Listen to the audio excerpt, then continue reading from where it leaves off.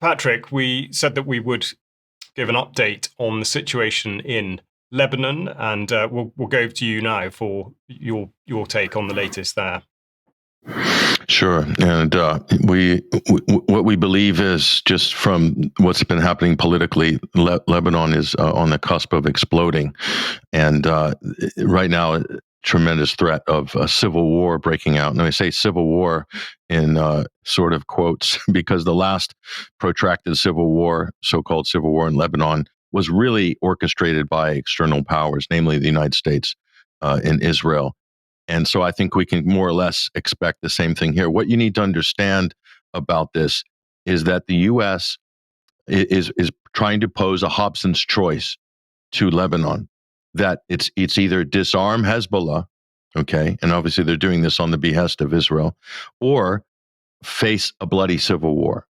So those are the two choices that the U.S. is trying to, through their operatives in government and so forth, and with all of their diplomatic power. So that's what's happening.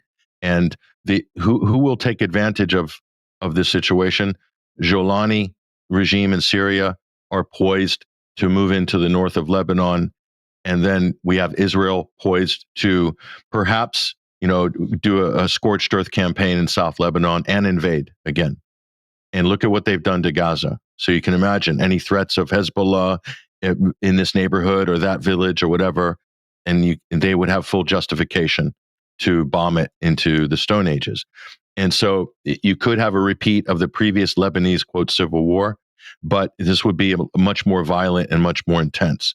And the United States has just built a fortress on the hill north of Beirut, an embassy the likes of which no one has ever seen before. And why have they done that? Why is that facility in place? It's right in a pro-American stronghold north of Beirut. So that's their fallback plan, is a civil war in Lebanon, and by doing that, to end any armed resistance in the vicinity of Israel. So just wanted to point that out. Now, the brainchild behind this, the emissary gris, if you will, from Washington is Tom Barak.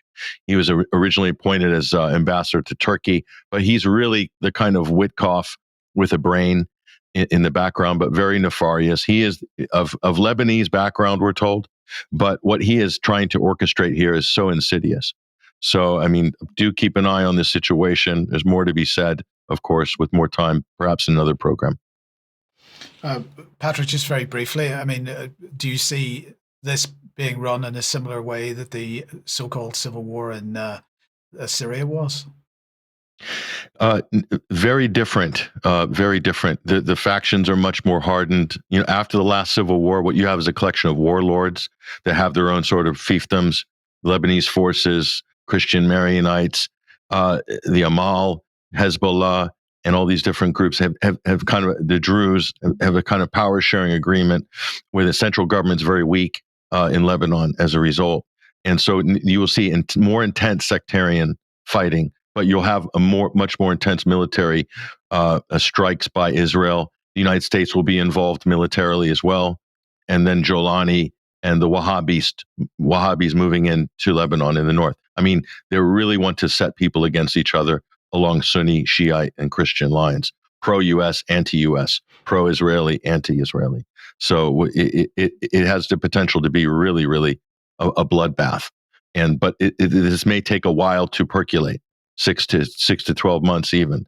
But the odds of Hezbollah disarming, I'm not sure if they want to, after seeing what's happened when other people have disarmed, or after what happened to Syria, as you say, Mike. In that sense, it would be similar. They took out all of Syria's military installations in 72 hours when Jolani took over in Damascus in December of 2024. So what would save the Hezbollah in South Lebanon from the wrath of Israel and the U.S. if they disarmed? Nobody would. Or the wrath of Jolani and his Wahhabi ISIS, brigades coming over the border. Nothing to save them from a massacre. So, yeah. Thanks, Patrick. And of course, the United States and Russia very much implicated throughout with everything you're referring to in Syria. And you were talking about Trump and Putin with regard to Ukraine on Friday. What's the update on that?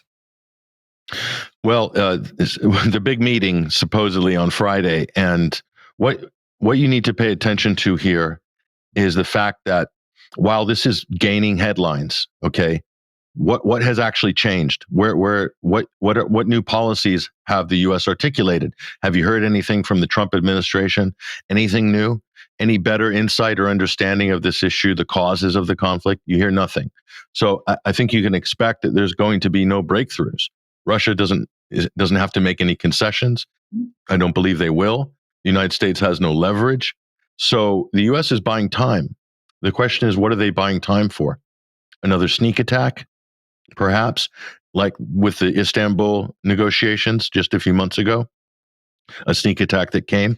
And Trump can't guarantee, Zelensky is going to sign on to any deal and the hard right in Ukraine. He can't guarantee the Europeans are going to abide by any agreements, even in principle, nor the UK. The UK and Europe, they have other plans for Ukraine.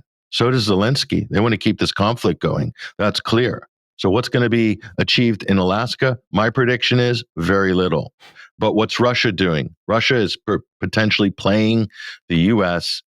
By their own game, in a game of chess that Trump may very well find himself checkmated by default, because Russia is in the ascendancy militarily on the ground. They're making advances, and they could easily throw the Ukrainian political situation into chaos by playing along with this Trump gambit.